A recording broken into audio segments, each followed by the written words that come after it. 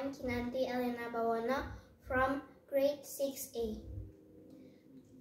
A reading from the book of Habakkuk, chapter 2, verses 1 to 5.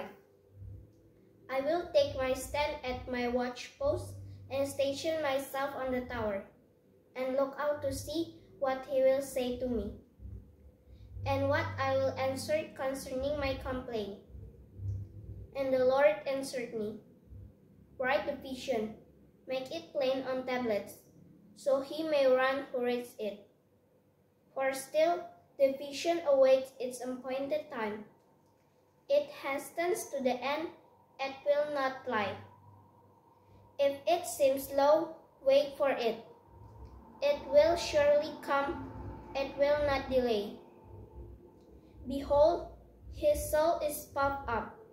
It is not afraid within him. But the righteous shall live by his faith. Moreover, wine is a traitor, an arrogant man who is never at rest. His greed is as white as wool, like that he has never enough. He gathers for himself all nations and collects as his own all people. The word of the Lord. Thanks be to God. The moral message from this reading is, we must not be arrogant because only God is powerful.